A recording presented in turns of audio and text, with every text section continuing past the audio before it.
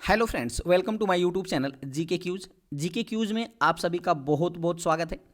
एक बार फिर मैं आपके सामने उपस्थित हूं बिहार शिक्षक भर्ती 3.0 के स्पेशल वीडियो यानी बिहार स्पेशल की बात करने वाले हैं। और बिहार स्पेशल की सीरीज में आज हम पार्ट 3 की बात करने वाले हैं। इसके पहले बिहार स्पेशल की मैंने 2 वीडियो आपको अपलोड कर चुका हूं। यदि आप उसको नहीं देखे हैं तो आप हमारे प्लेलिस्ट में जाकर के आप उसको विजिट कर सकते हैं। यह बिहार स्पेशल का पार्ट 3 होने वाला है।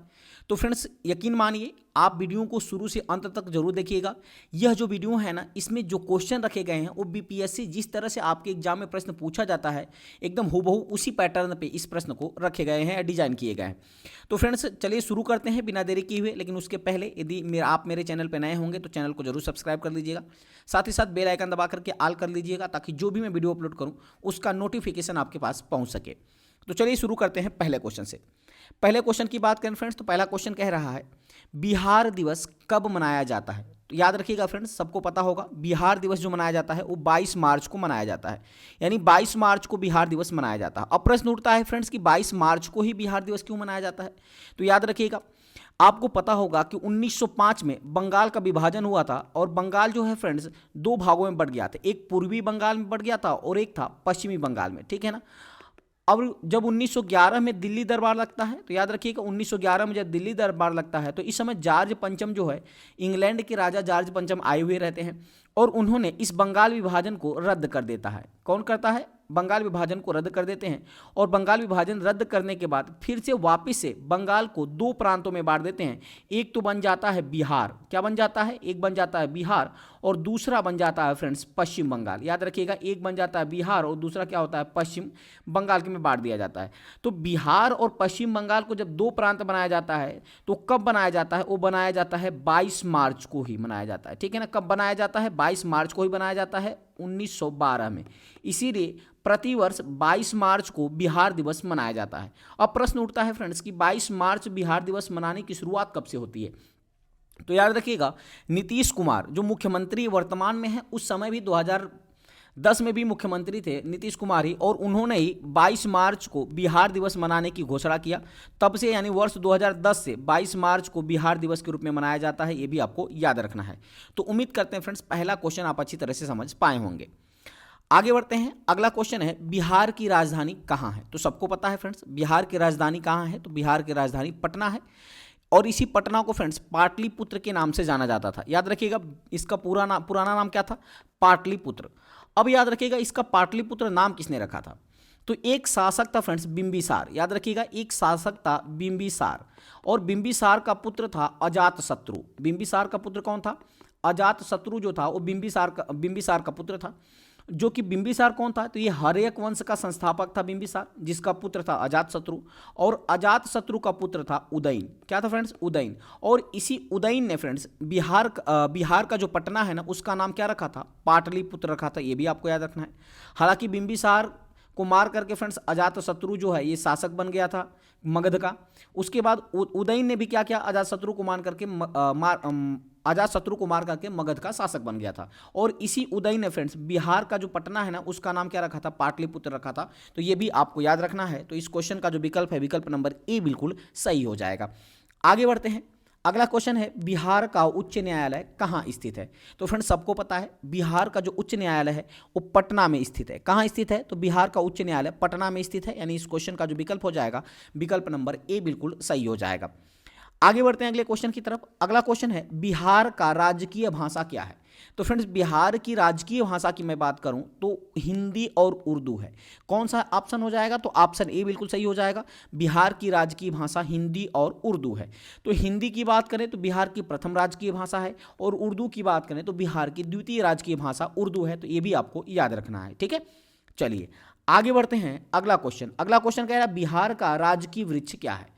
तो फ्रेंड्स याद रखिएगा, बिहार का जो राजकीय वृक्ष है ना वो पीपल है। क्या है? पीपल है। यानी इस क्वेश्चन का जो विकल्प हो जाएगा, विकल्प नंबर बी बिल्कुल सही हो जाएगा। अगर आपसे राजकीय वृक्ष पूछेगा तो आप पीपल बताएंगे, लेकिन अगर राजकीय चिन्ह पूछेगा तो आप बोधि वृक्ष बताएंगे। याद रखिएगा, राजकीय चिन्ह पूछेगा तो बोधि वृक्ष बताएंगे। अगर आपसे राजकीय वृक्ष पूछेगा तो पीपल बताएंगे। ये भी आपको याद रखना है। आगे बढ़ते हैं फ्रेंड्स। अगला क्वेश्चन है बिहार का राजकीय पुष्प क्या है। तो तो फ्रेंड्स बिहार का जो राजकीय पुष्प है ना वो गेंदा है। क्या है? गेंदा का जो फूल आता है वही बिहार का राजकीय पुष्प है। यानी इस क्वेश्चन का जो विकल्प है विकल्प नंबर बी बिल्कुल सही हो जाएगा। आगे बढ़ते हैं। अगला क्वेश्चन है बिहार का राजकीय पशु क्या है? तो फ्रेंड्स बिहार के अगर मैं राजकीय पशु की बात करूं तो याद रखिएगा बिहार का राजकीय पशु बैल है। क्या है? बैल है बिहार का राजकीय पशु। यानी इस क्वेश्चन का विकल्प नंबर बी बिल्कुल सही हो जाएगा। आगे बढ़ते हैं अगले क्वेश्चन की तरफ। अगला क्वेश्चन कह रहा है बिहार का राजकीय पक्षी क्या है? तो फ्रेंड्स बिहार के राजकीय पक्षी की मैं बात करूं तो याद रखिएगा तो न तो हंस है, न तो मुर्गी है, न तो कोयल है।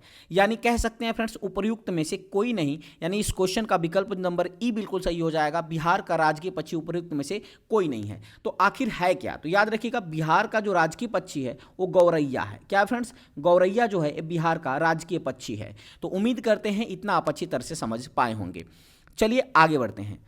अगला क्वेश्चन है बिहार का प्रमंडल है। यानी बिहार में कुल कितने प्रमंडल है फ्रेंड्स? याद रखिएगा बिहार में कुल 9 प्रमंडल है। यानी इस क्वेश्चन का जो विकल्प है विकल्प नंबर सी बिल्कुल सही हो जाएगा। कितने प्रमंडल हैं बिहार के अंदर? तो 9 प्रमंडल है। आगे बढ़ते हैं फ्रेंड्स। अगला क्वेश्चन आपके सामने है बिहार का जिला है। यानी बिहार का जिला कितने जिला है बिहार के अंदर? तो फ्रेंड्स याद रखिएगा बिहार में कितने जिले हैं? न तो 32 जिले हैं, न तो 34 जिले हैं और न ही 36 जिले हैं। तो इसका मतलब हो जाएगा फ्रेंड्स कि बिहार में कुल कितने जिले हैं? तो बिहार में कुल 38 जिले हैं। कितने जिले हैं? 38 जिले हैं। तो इस तरह से क्वेश्चन का विकल्प नंबर ई बिल्कुल सही हो जाएगा। उपरोक्त में से कोई नहीं। क्या हो जाएगा? उपरोक्त में से कोई नहीं। यानी ऑप्शन ई बिल्कुल सही हो जाएगा। आगे बढ़ते हैं। अगला क्वेश्चन है बिहार का अनुमंडल है। यानी बिहार में कुल कितने अनुमंडल है फ्रेंड्स? तो याद रखिएगा बिहार में कुल 101 अनुमंडल है। कितने हैं? 101 अनुमंडल है। यानी इस क्वेश्चन का जो विकल्प चला जाएगा विकल्प नंबर बी बिल्कुल सही हो जाएगा। ठीक है ना। चलिए आगे बढ़ते हैं। अगला क्वेश्चन है बिहार में विश्वविद्यालयों की संख्या कितनी है? तो फ्रेंड्स वर्तमान की बात करें तो बिहार में कुल विश्वविद्यालयों की जो संख्या है फ्रेंड्स वो है 21। कितनी है? 21 है बिहार के अंदर विश्वविद्यालयों की संख्या। यानी विकल्प नंबर ए बिल्कुल सही हो जाएगा। आगे बढ़ते हैं। अगला क्वेश्चन है बिहार में सर्वाधिक जनसंख्या वाला जिला कौन सा है? तो फ्रेंड्स बिहार की सर्वाधिक जनसंख्या वाला जो जिला है ना वो है पटना। याद रखिएगा पटना बिहार का ऐसा जिला है जहां पे सबसे ज़्यादा जनसंख्या निवास करती है। अच्छा बात आई है जनसंख्या की, तो प्रश्न अगर पूछेगा कि जनसंख्या की दृष्टि से बिहार किस स्थान पर है, तो जनसंख्या की दृष्टि से बिहार का तीसरा स्थान है पूरे भारत में। ठीक है ना। लेकिन वहीं जन घनत्व के मामले में अगर पूछ लिया जाए कि बिहार का कौन सा स्थान है तो वह पहला स्थान है। ये भी आपको याद रखने पड़ेगा। ठीक है ना। लेकिन इस क्वेश्चन का जो विकल्प हो जाएगा विकल्प नंबर सी बिल्कुल सही हो जाएगा। आगे बढ़ते हैं। अगला क्वेश्चन है बिहार में सबसे कम जनसंख्या वाला जिला कौन सा है?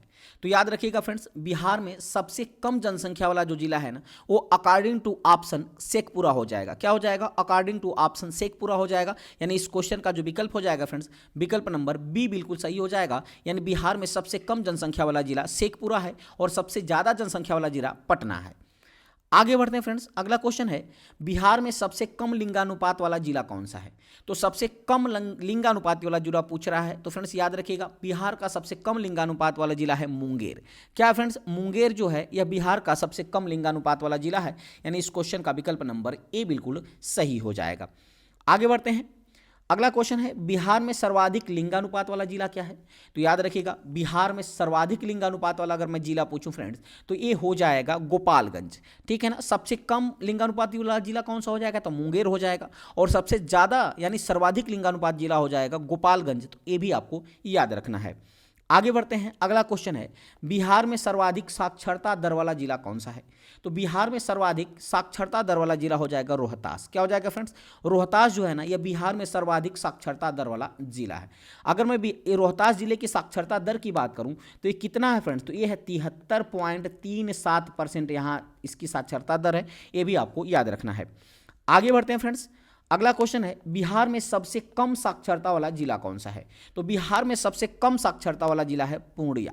कौन हो जाएगा फ्रेंड्स? पूर्णिया जो है ना यह बिहार में सबसे कम साक्षरता वाला जिला है। जबकि बिहार में सबसे ज़्यादा साक्षरता वाला जिला कौन सा है? तो अभी मैंने आपसे बताया फ्रेंड्स कि रोहतास जो है यह बिहार में सबसे ज़्यादा साक्षरता वाला जिला है। आगे बढ़ते हैं। अगला क्वेश्चन है फ्रेंड्स, बिहार में सर्वाधिक वर्षा वाला जिला कहाँ है? यानी बिहार में सबसे ज़्यादा वर्षा किस जिला में होती है? तो याद रखिएगा ये होती है किशनगंज के अंदर, ठीक है ना। बिहार का जो किशनगंज जिला है फ्रेंड्स, यहीं पे बिहार में सर्वाधिक वर्षा होती है, यानी इस क्वेश्चन का विकल्प नंबर ए बिल्कुल सही हो जाएगा, ठीक है ना। जैसे जैसे फ्रेंड्स क्वेश्चन आगे बढ़ता चला जाएगा वैसे वैसे क्वेश्चन का लेवल भी बढ़ता चला जाएगा। तो वीडियो को शुरू से अंत तक जरूर देखिएगा, क्योंकि बहुत मेहनत लगा है इस कंटेंट को तैयार करने में। अगर क्वालिटी और कंटेंट अच्छा लगा और मेरे पढ़ाने का जो तरीका अच्छा लगा तो चैनल को जरूर सब्सक्राइब कर दीजिएगा और लाइक जरूर करिएगा फ्रेंड्स, क्योंकि आपके एक लाइक से ही हमें मोटिवेशन मिलता है। आगे बढ़ते हैं। अगला क्वेश्चन है, बिहार में सबसे कम वर्षा वाला जिला कौन सा है? जब बिहार में सबसे ज़्यादा वर्षा वाला जिला पूछेगा तो किशनगंज है, वहीं बिहार में सबसे कम वर्षा वाला जिला पूछ लेगा तो वो हो जाएगा औरंगाबाद। क्या हो जाएगा फ्रेंड्स? औरंगाबाद हो जाएगा, यानी इस क्वेश्चन का विकल्प नंबर बी बिल्कुल सही हो जाएगा। आगे बढ़ते हैं अगले क्वेश्चन की तरफ। अगला क्वेश्चन कह रहा है, बिहार में सबसे ठंडा वाला जिला कौन सा है? तो बिहार का सबसे ठंडा जिला की बात करूं तो वो है फ्रेंड्स गया जिला, ठीक है ना। गया जिला को बिहार का सबसे ठंडा जिला माना जाता है, और बिहार का सबसे गर्म जिला भी किसको माना जाता है? तो गया जिला को माना जाता है, यानी इस क्वेश्चन का विकल्प नंबर सी बिल्कुल सही हो जाएगा। आगे बढ़ते हैं।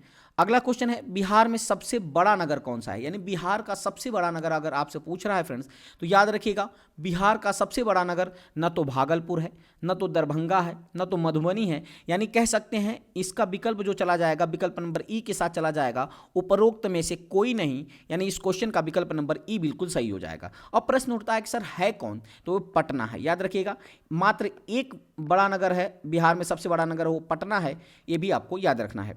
आगे बढ़ते हैं।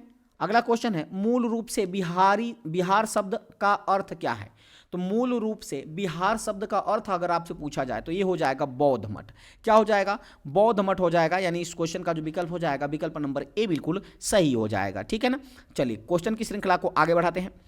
अगला प्रश्न है, बिहार में नमक सत्याग्रह कहाँ आरंभ हुआ था? यानी कब आरंभ हुआ था बिहार में नमक सत्याग्रह? तो याद रखिएगा बिहार में जो नमक सत्याग्रह था फ्रेंड्स ना, वो हुआ था 15 अप्रैल 1930 को। कब हुआ था?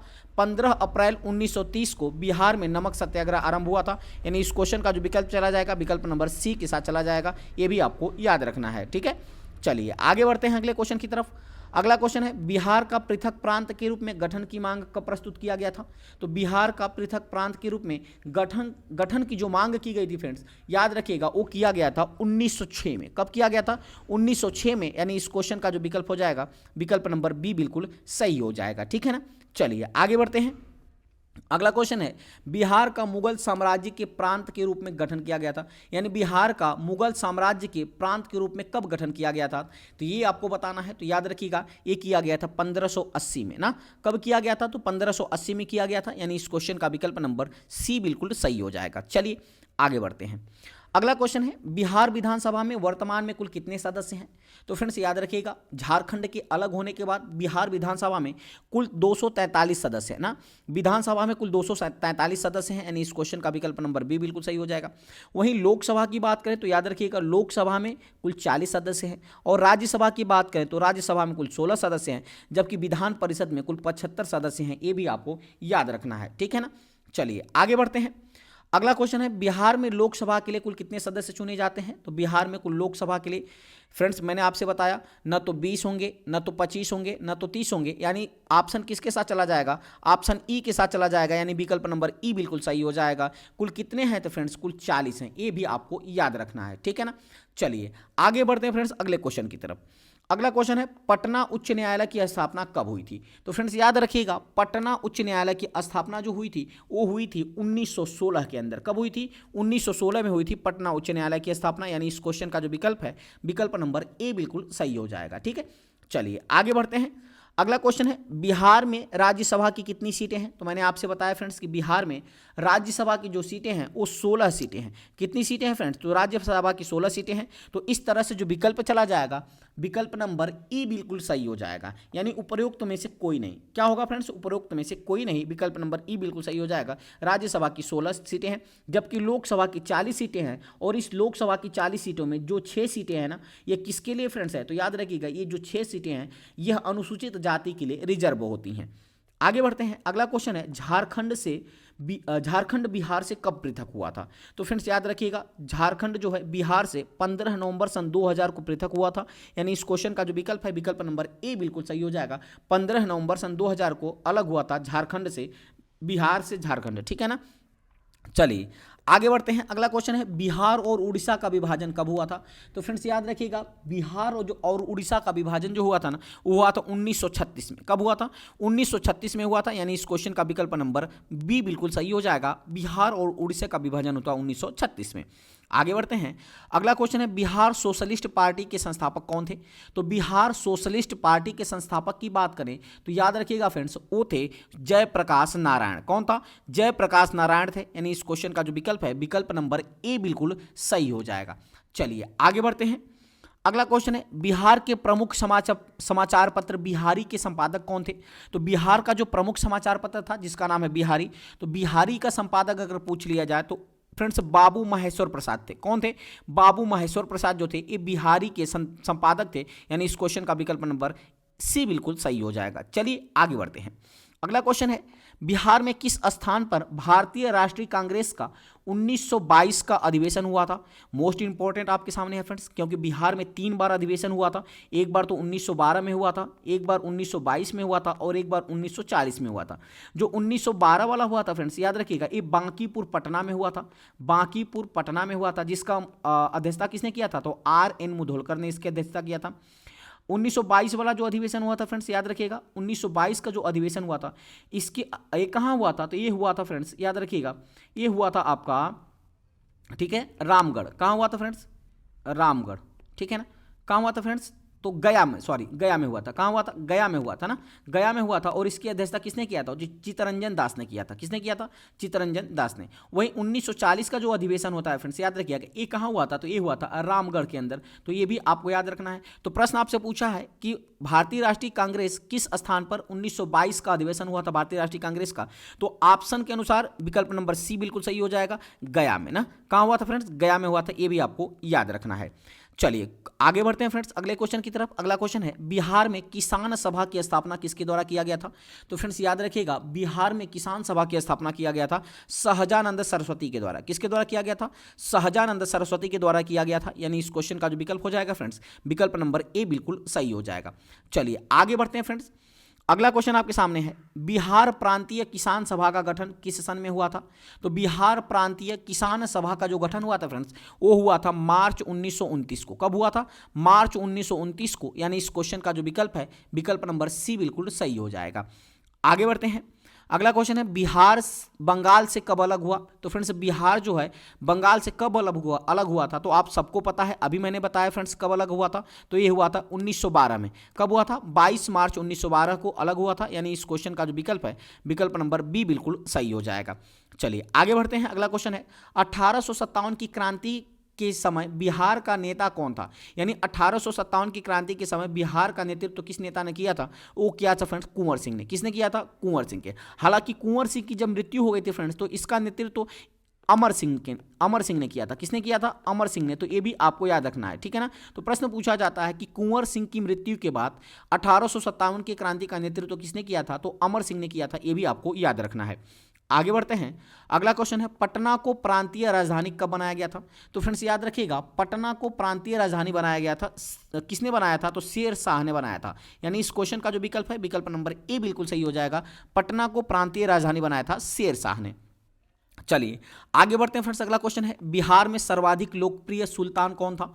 तो बिहार में सर्वाधिक लोकप्रिय सुल्तान की मैं बात करूं फ्रेंड्स, तो याद रखिएगा ये था, कौन था? तो याद रखिएगा ये था शेर शाह सूरी। कौन था? शेर शाह सूरी। यानी इस क्वेश्चन का विकल्प नंबर ए बिल्कुल सही हो जाएगा। अगला प्रश्न है नालंदा विश्वविद्यालय का वैभव किसके हाथों से नष्ट हुआ। तो नालंदा विश्वविद्यालय का जो वैभव था फ्रेंड्स, ये किसके हाथों से नष्ट हुआ। तो याद रखिएगा ये नष्ट हुआ है फ्रेंड्स इब्राहिम लोदी, बख्तियार खिलजी। यानी इस क्वेश्चन का जो विकल्प हो जाएगा, विकल्प नंबर ए बिल्कुल सही हो जाएगा, बख्तियार खिलजी के द्वारा। क्या हो जाएगा? बख्तियार खिलजी के द्वारा जो है फ्रेंड्स नालंदा विश्वविद्यालय का वैभव नष्ट किया गया था, ठीक है ना। चलिए आगे बढ़ते हैं, अगला क्वेश्चन है किस काल में बिहार की राजनीतिक शक्ति शैक्षिक व सांस्कृतिक गरिमा खंडित हुई, तो याद रखिएगा किसके काल में हुई थी, तो यानी इस क्वेश्चन का जो विकल्प हो जाएगा फ्रेंड्स, विकल्प नंबर सी बिल्कुल सही हो जाएगा, मध्यकाल में। मध्यकाल में बिहार की राजनीतिक शक्ति क्षणिक शैक्षिक व सांस्कृतिक गरिमा खंडित हुई थी, यानी विकल्प नंबर सी बिल्कुल सही हो जाएगा। अगला प्रश्न है, किस मुगल शासक ने सर्वप्रथम बिहार को अपने साम्राज्य में मिलाया था, तो याद रखिएगा फ्रेंड्स, किस मुगल शासक के द्वारा सर्वप्रथम बिहार को अपने साम्राज्य में मिलाया गया था, तो ये फ्रेंड्स मिलाया गया था, ठीक है, इसका आंसर विकल्प नंबर सी बिल्कुल सही हो जाएगा, यानी अकबर। किसके द्वारा मिलाया गया था, तो अकबर के द्वारा मिलाया गया था, यानी विकल्प नंबर सी बिल्कुल सही हो जाएगा, ठीक है ना। चलिए आगे बढ़ते हैं। अगला क्वेश्चन है, पाटलिपुत्र के संस्थापक थे, तो फ्रेंड्स याद रखिएगा पाटलिपुत्र के संस्थापक मैंने आपसे बताया था बिंबिसार, जो कि हर्यक वंश का संस्थापक था, और इनका पुत्र था अजातशत्रु, और अजातशत्रु का पुत्र था उदयन। कौन था फ्रेंड्स, उदयन, जो पाटलिपुत्र का संस्थापक था, यानी इस क्वेश्चन का जो विकल्प हो जाएगा, विकल्प नंबर ए बिल्कुल सही हो जाएगा। कौन सा विकल्प सही होगा फ्रेंड्स, तो विकल्प नंबर ए बिल्कुल सही हो जाएगा। आगे बढ़ते हैं। अगला क्वेश्चन है, पाटलिपुत्र में स्थित चंद्रगुप्त का महल मुख्यतः बना है, किसका बना है, ईंटों का बना है, मिट्टी का या लकड़ी का, तो जो पाटलिपुत्र में स्थित चंद्रगुप्त का महल है फ्रेंड्स ना, याद रखिएगा ये किसका बना है, तो ये बना है लकड़ी का, यानी इस क्वेश्चन का जो विकल्प हो जाएगा, विकल्प नंबर सी बिल्कुल सही हो जाएगा, ठीक है ना।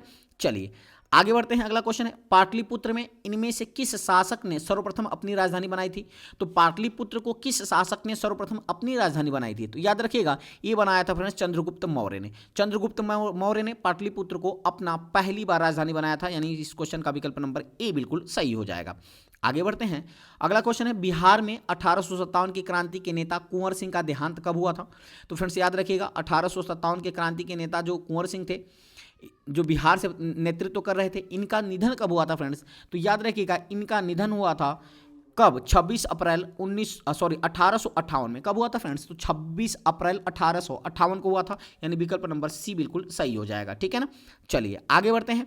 अगला क्वेश्चन है, बिरसा मुंडा का कार्यक्षेत्र कौन सा था, तो फ्रेंड्स याद रखिएगा बिरसा मुंडा का कार्यक्षेत्र पूछ रहा है, तो इस क्वेश्चन का जो विकल्प हो जाएगा फ्रेंड्स, विकल्प नंबर ई बिल्कुल सही हो जाएगा। न तो चंपारण था, न तो अलीपुर था, न ही बलिया था, तो बिरसा मुंडा का कार्यक्षेत्र था कहाँ फ्रेंड्स, तो याद रखिएगा ये रांची था। कहाँ था, रांची था, जो कि वर्तमान में झारखंड की राजधानी है, तो ये भी आपको याद रखना है, ये भी आपको याद रखना है, यानी इस क्वेश्चन का विकल्प नंबर ई बिल्कुल सही हो जाएगा।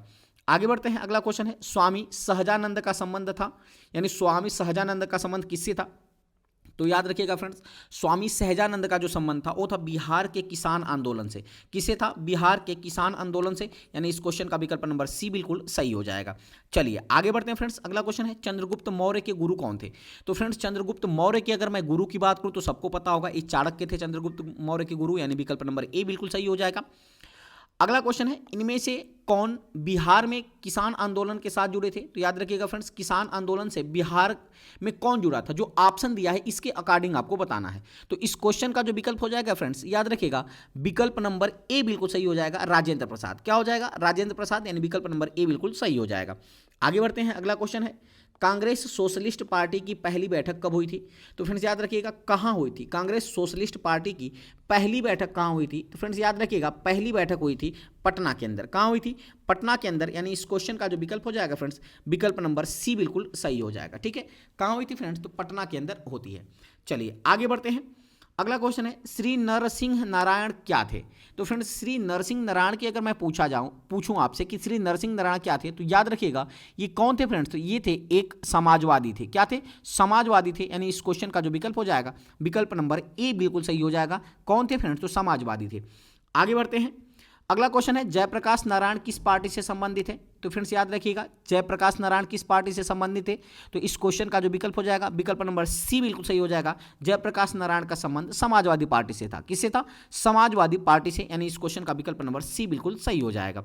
आगे बढ़ते हैं। अगला क्वेश्चन है, रामचंद्र शर्मा किस गांव के थे, तो फ्रेंड्स याद रखिएगा रामचंद्र शर्मा की मैं बात करूं तो रामचंद्र शर्मा जो थे ना ये थे फ्रेंड्स याद रखिएगा अमरोहा के। किसके थे, अमरोहा के थे, यानी इस क्वेश्चन का विकल्प नंबर सी बिल्कुल सही हो जाएगा। आगे बढ़ते हैं। अगला क्वेश्चन है, जगत नारायण लाल को किस जेल में भेजा गया था, तो जगत नारायण लाल की बात करें तो फ्रेंड्स इनको भेजा गया था बांकीपुर जेल में। कहाँ भेजा गया था, बांकीपुर जेल में भेजा गया था, यानी इस क्वेश्चन का जो विकल्प है विकल्प नंबर ए बिल्कुल सही हो जाएगा। अगला क्वेश्चन है, बिहार केसरी से किसे संबोधित किया जाता है? तो फ्रेंड्स बिहार केसरी की मैं बात करूं तो याद रखिएगा बिहार केसरी से श्री कृष्ण सिंह को संबोधित किया जाता है, जो कि बिहार के पहले मुख्यमंत्री भी बने थे 1946 के अंदर। यानी इस क्वेश्चन का जो विकल्प हो जाएगा विकल्प नंबर सी बिल्कुल सही हो जाएगा। ठीक है ना, चलिए आगे बढ़ते हैं। अगला क्वेश्चन है किस देश की सीमा बिहार राज्य से जुड़ती है? तो सबको पता होगा फ्रेंड्स बिहार राज्य से मात्र एक देश की सीमा जुड़ती है, वो कौन सा देश है? तो सबको पता है वो है नेपाल। कौन है फ्रेंड्स? नेपाल है। यानी इस क्वेश्चन का विकल्प नंबर ए बिल्कुल सही हो जाएगा। आगे बढ़ते हैं। अगला क्वेश्चन है पुराना बिहार का कितना प्रतिशत जमीन लेकर के झारखंड राज्य बना है? तो पुराना बिहार का कितना परसेंट जमीन लेकर के झारखंड राज्य बना?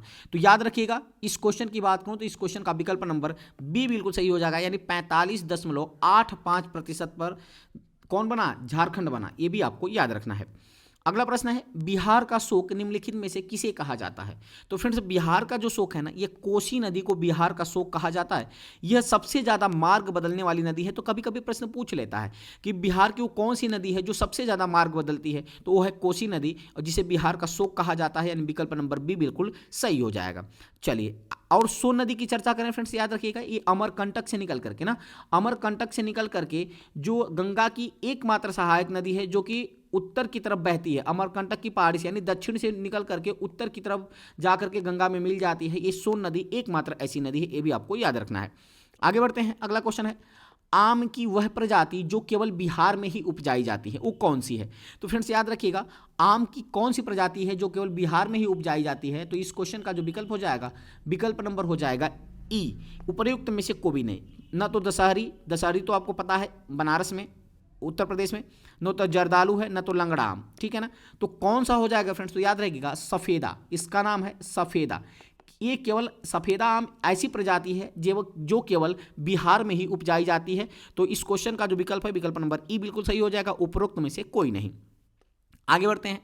अगला क्वेश्चन है बिहार में बहने वाली नदियों में किसका उद्गम अमरकंटक से है? तो याद रखिएगा फ्रेंड्स मैंने आपसे बताया कि बिहार में बहने वाली नदियों में किसका उद्गम अमरकंटक से है, तो अभी मैंने बताया वो सोन नदी है ना। यानी इस क्वेश्चन का जो विकल्प हो जाएगा फ्रेंड्स विकल्प नंबर बी बिल्कुल सही हो जाएगा। सोन नदी जो है दक्षिण से जाकर के उत्तर की तरफ बहती है, यानी इसका उद्गम कहाँ है? तो ये है अमरकंटक से, ये भी आपको याद रखना है। ठीक है ना, चलिए आगे बढ़ते हैं अगले क्वेश्चन की तरफ।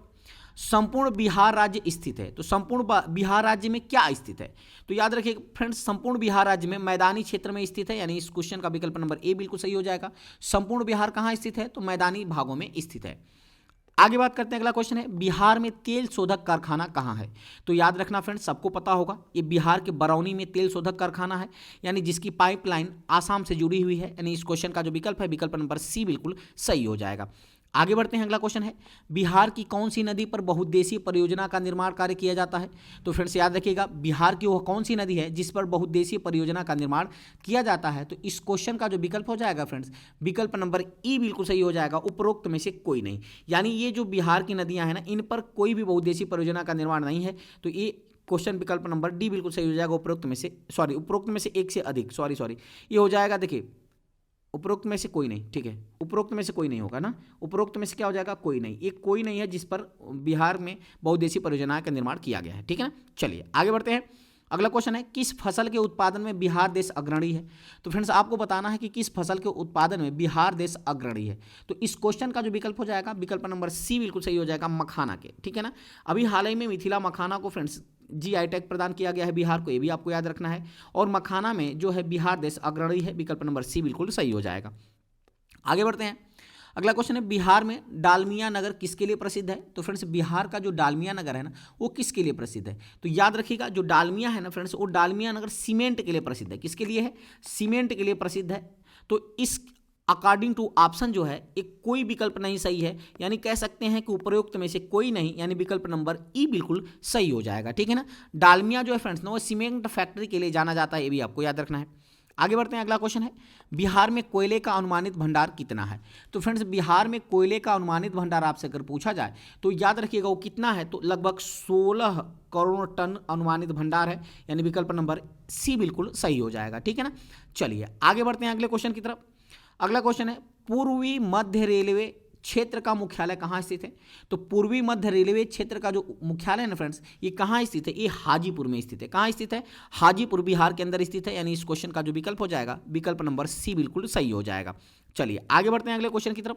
बिहार में केला उत्पादन प्रसिद्ध क्षेत्र है, तो बिहार में केला उत्पादन के लिए प्रसिद्ध क्षेत्र कौन सा है? तो याद रखिएगा ये भी हाजीपुर ही है। कौन सा है? हाजीपुर है। यानी विकल्प नंबर कौन सा सही हो जाएगा? तो विकल्प नंबर बी बिल्कुल सही हो जाएगा। ठीक है ना।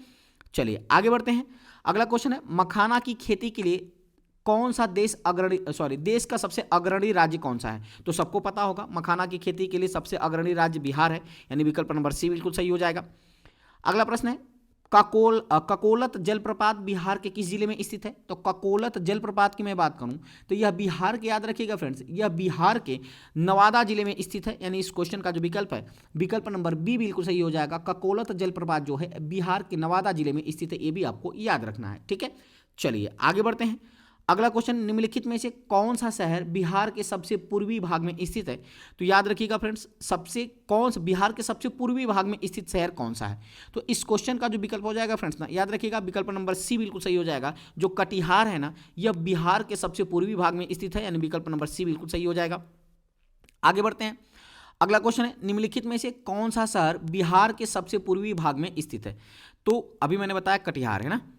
आगे बढ़ते हैं। अगला क्वेश्चन है, निम्नलिखित झीलों में से कौन सी बिहार में स्थित है? तो जो आपके सामने झील दिया हुआ है, एक कौन सी बिहार में स्थित है तो आपको बताना है। तो याद रखिएगा, सांभर झील कहाँ है? तो आपको सबको पता है, ये राजस्थान में है फ्रेंड्स। और यह राजस्थान में है ना, यहीं पर सबसे ज़्यादा भारत का नमक उत्पादन किया जाता है इसी झील से। यह एक प्रकार की लैंगून झील है ना। सांभर झील कहाँ स्थित है? तो याद रखिएगा ये राजस्थान में स्थित है। लेकिन आपसे प्रश्न पूछ रहा है कि निम्न झीलों में से कौन सी झील बिहार में स्थित है? तो याद रखिएगा फ्रेंड्स, इसका विकल्प नंबर बी बिल्कुल सही हो जाएगा। जो अनुपम झील है ना, ये बिहार में स्थित है। यानी इस क्वेश्चन का विकल्प नंबर बी बिल्कुल सही हो जाएगा। चलिए आगे बढ़ते हैं। अगला क्वेश्चन है, नालंदा विश्वविद्यालय किस लिए विश्व प्रसिद्ध है? तो फ्रेंड्स आपको बताना है कि नालंदा विश्वविद्यालय जो है ना, ये बौद्ध धर्म दर्शन के लिए प्रसिद्ध है। यानी इस क्वेश्चन का जो विकल्प हो जाएगा, विकल्प नंबर सी बिल्कुल सही हो जाएगा। किसके लिए प्रसिद्ध है? तो बौद्ध दर्शन के लिए प्रसिद्ध है। आगे बढ़ते हैं। अगला क्वेश्चन है, नालंदा विश्वविद्यालय के विनाश के क्या कारण थे? तो फ्रेंड्स नालंदा विश्वविद्यालय के विनाश का कारण कौन था? तो इसका आपको आंसर करना है। तो इस क्वेश्चन का जो विकल्प हो जाएगा फ्रेंड्स, याद रखिएगा कौन सा विकल्प होगा? विकल्प नंबर ए बिल्कुल सही हो जाएगा, बख्तियार खिलजी। कौन था? बख्तियार खिलजी। यानी विकल्प नंबर ए बिल्कुल सही हो जाएगा।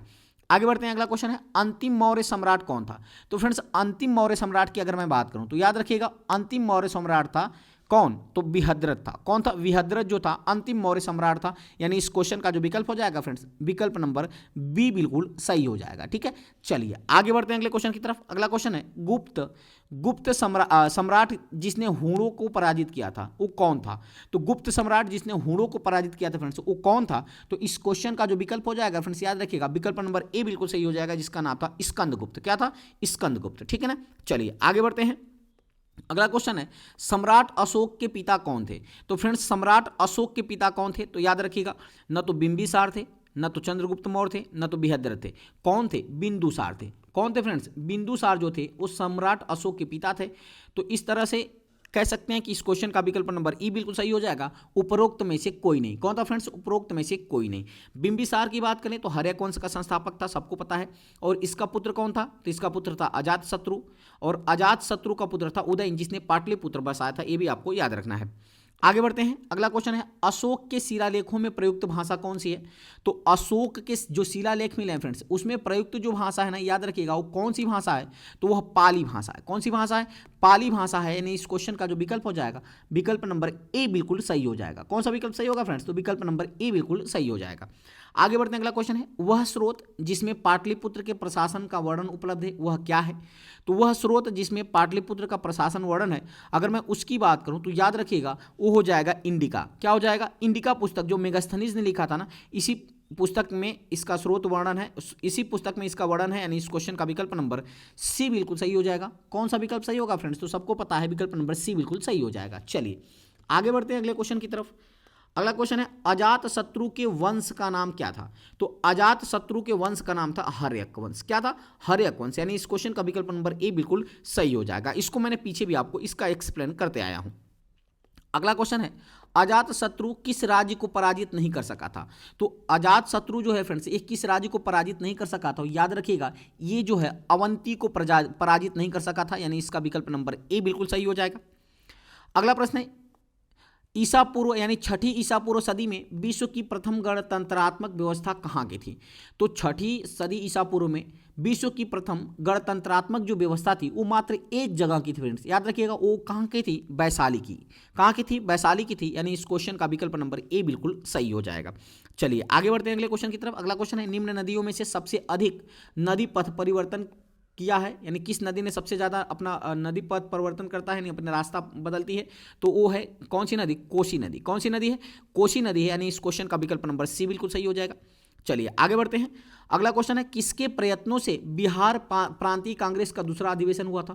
तो याद रखिएगा, किसके प्रयत्नों से हुआ था फ्रेंड्स, ये आपसे प्रश्न पूछ रहा है। तो इस क्वेश्चन का जो विकल्प हो जाएगा फ्रेंड्स, विकल्प नंबर सी बिल्कुल सही हो जाएगा। श्री दीप नारायण सिंह। किसके प्रयत्नों से? श्री दीप नारायण सिंह के प्रयत्नों से बिहार प्रांतीय कांग्रेस का दूसरा अधिवेशन हुआ था, ये भी आपको याद रखना है। आगे बढ़ते हैं। अगला क्वेश्चन है, निम्नलिखित में से बिहार के कौन से जिले कुछ इलाके पश्चिम बंगाल को दिए गए थे? बिहार के कौन से जिले के कुछ इलाके पश्चिम बंगाल को दिए गए थे? तो इस क्वेश्चन की मैं बात करूं फ्रेंड्स, तो इस क्वेश्चन का विकल्प नंबर बी बिल्कुल सही हो जाएगा। पूर्णिया और मानभूम। पूर्णिया और मानभूम जो है ना फ्रेंड्स, ये किसको दिए गए थे? तो पश्चिम बंगाल को दिए गए थे, ये भी आपको याद रखना है। अगला प्रश्न है, स्वतंत्रता पूर्व बिहार में बड़े जमींदारों की राजनीति शक्ति बचाने का माध्यम क्या था? तो स्वतंत्रता से पूर्व बिहार में बड़े जमींदारों की राजनीतिक शक्ति बचाने का माध्यम क्या था? ये आपसे प्रश्न पूछ रहा है। तो याद रखिएगा, इसका विकल्प नंबर सी बिल्कुल सही हो जाएगा। आर्थिक स्थिति को। क्या था? आर्थिक स्थिति। आगे बढ़ते हैं। अगला क्वेश्चन है, बलदेव सहाय ने महाअधिवक्ता के पद से कब त्यागपत्र दिया था? तो जो बलदेव सहाय फ्रेंड्स, इन्होंने महाधिवक्ता के पद से कब त्यागपत्र दिया था? तो ये इन्होंने दिया था 1942 में। कब दिया था? 1942 में, यानी इस क्वेश्चन का विकल्प नंबर ए बिल्कुल सही हो जाएगा। आगे बढ़ते हैं। अगला क्वेश्चन है, कांग्रेस सोशलिस्ट पार्टी की पहली बैठक पटना में हुई थी, तो कब हुई थी? कांग्रेस सोशलिस्ट पार्टी की जो पहली बैठक हुई थी वो कहाँ हुई थी फ्रेंड्स? तो आपको पता है पटना में हुई थी। और कब हुई थी? तो ये हुई थी 1934 में। कब हुई थी? 1934 में, यानी विकल्प नंबर कौन सा सही हो जाएगा? तो विकल्प नंबर बी बिल्कुल सही हो जाएगा। आगे बढ़ते हैं। मुजफ्फरपुर में किंग्सफोर्ड की हत्या का प्रयास कब किया गया था? तो मुजफ्फरपुर पे याद रखिएगा फ्रेंड्स, मुजफ्फरपुर में किंग्सफोर्ड के ऊपर बम फेंका गया था। तो इस पर हत्या का प्रयास कब किया गया था? तो ये किया गया था 1908 के अंदर। कब किया गया था? 1908 के अंदर, यानी विकल्प नंबर ए बिल्कुल सही हो जाएगा। और किसने फेंका था इनके बम? तो सबको पता है कि खुदीराम बोस और प्रफुल्ल चाकी थे। कौन थे? खुदीराम बोस और प्रफुल्ल चाकी, जिसमें किंग्सफोर्ड बच गया था फ्रेंड्स ना, मरा नहीं था, बच गया था, यानी विकल्प नंबर ए बिल्कुल सही हो जाएगा। आगे बढ़ते हैं। अगला क्वेश्चन है, पटना कलम अथवा पटना शैली का अंतिम चित्रकार किसे माना जाता है? तो पटना कलम अथवा पटना शैली का अंतिम चित्रकार की मैं बात करूं तो फ्रेंड्स याद रखिएगा, अंतिम चित्रकार माना जाता है ईश्वरी प्रसाद को। किसको माना जाता है? ईश्वरी प्रसाद को माना जाता है, यानी विकल्प नंबर सी बिल्कुल सही हो जाएगा। आगे बढ़ते हैं। अगला क्वेश्चन है, बिस्मिल्लाह खां संबंधित थे। बिस्मिल्लाह खां किससे संबंधित थे फ्रेंड्स? तो सबको पता है जो बिस्मिल्लाह खां थे, न तो संतूर वादन से थे, न तो तबला वादन से, न ही बांसुरी से। तो यानी इस क्वेश्चन का विकल्प नंबर क्या हो जाएगा? विकल्प नंबर ई बिल्कुल सही हो जाएगा। बिस्मिल्लाह खां का संबंध शहनाई से था। किससे था? शहनाई से था, ये भी आपको याद रखना है, ठीक है ना। चलिए आगे बढ़ते हैं। अगला क्वेश्चन है, गोपाल सिंह नेपाली ने निम्नलिखित में से किस पत्र पत्रिका का संपादन नहीं किया है? तो गोपाल सिंह नेपाली की मैं बात करूं फ्रेंड्स, तो याद रखिएगा किस पत्र पत्रिका का संपादन नहीं किया है? तो बात रखिएगा हंस नामक पत्र, जो पत्र पत्रिका है इसका संपादन नहीं किया है गोपाल सिंह नेपाली ने, यानी विकल्प नंबर कौन सा सही हो जाएगा? तो विकल्प नंबर बी बिल्कुल सही हो जाएगा। चलिए आगे बढ़ते हैं अगले क्वेश्चन की तरफ। अगला क्वेश्चन है, महाकवि विद्यापति किस युग के कवि थे? महाकवि विद्यापति किस युग के कवि थे, ये प्रश्न है ना। तो इस क्वेश्चन का जो विकल्प हो जाएगा, विकल्प नंबर सी बिल्कुल सही हो जाएगा। मध्यकाल के कवि थे, मध्य युग के कवि थे महाकवि विद्यापति, यानी विकल्प नंबर सी बिल्कुल सही हो जाएगा। आगे बढ़ते हैं। अगला क्वेश्चन है, दिनकर जी अपनी किस रचना से राष्ट्र कवि के रूप में प्रतिष्ठित हुए थे? तो दिनकर जी अपनी किस रचना से राष्ट्र कवि के रूप में प्रतिष्ठित हुए थे? तो इस क्वेश्चन का जो विकल्प हो जाएगा फ्रेंड्स, याद रखिएगा इस क्वेश्चन का विकल्प नंबर ई बिल्कुल सही हो जाएगा, यानी उपरोक्त में से कोई नहीं। क्या हो जाएगा? उपरोक्त में से कोई नहीं। तो किसके लिए प्रसिद्ध थे? तो रेणुका के लिए। किसके से? रेणुका के लिए, ठीक है ना, ये भी आपको याद रखना है। अगला प्रश्न है, जयप्रकाश नारायण किस पार्टी के नेता थे? तो जयप्रकाश नारायण की मैं बात करूं फ्रेंड्स, तो जयप्रकाश नारायण किस पार्टी के नेता थे? तो आप सबको पता है सोशलिस्ट पार्टी के नेता थे, यानी समाजवादी पार्टी के नेता थे। विकल्प नंबर सी बिल्कुल सही हो जाएगा। आगे बढ़ते हैं। अगला क्वेश्चन है, डॉक्टर राजेंद्र प्रसाद कहाँ के रहने वाले थे? तो फ्रेंड्स डॉक्टर राजेंद्र प्रसाद की बात करें तो ये बिहार पटना में, बिहार के पटना के निवासी थे डॉक्टर राजेंद्र प्रसाद, ये भी आपको याद रखना है, जो कि भारत के पहले राष्ट्रपति बने थे। विकल्प नंबर बी बिल्कुल सही हो जाएगा। अगला प्रश्न और इस सीरीज का अंतिम प्रश्न कह रहा है कि राजकुमार शुक्ला किस गांव के निवासी थे? याद रखिएगा फ्रेंड्स, ये प्रथम किसान थे जिन्होंने 1916 के अधिवेशन में कांग्रेस के मंच से भाषण दिया था, राजकुमार शुक्ला, ठीक है ना। और पूछ रहा है कि ये किस गांव के निवासी थे? तो फ्रेंड्स याद रखिएगा, ये जो थे ये मुरली भरहवा गांव के निवासी थे, यानी विकल्प नंबर बी बिल्कुल सही हो जाएगा। तो उम्मीद करते हैं फ्रेंड्स इतना टॉपिक आपको अच्छी तरह से समझ में आया होगा। अगर वीडियो की क्वालिटी और कंटेंट अच्छा लगे तो चैनल को जरूर सब्सक्राइब करिएगा, लाइक करिएगा और अपने मित्रों को शेयर जरूर करिएगा, ताकि जो भी मैं वीडियो अपलोड करूँ उसका नोटिफिकेशन आपके पास पहुँच सकेगा। तो ये फ्रेंड्स बिहार स्पेशल का पार्ट 3 था। अब मैं मिलता हूं बिहार स्पेशल के पार्ट 4 के साथ अगली वीडियो में। तब के लिए बहुत बहुत धन्यवाद। Thanks for watching.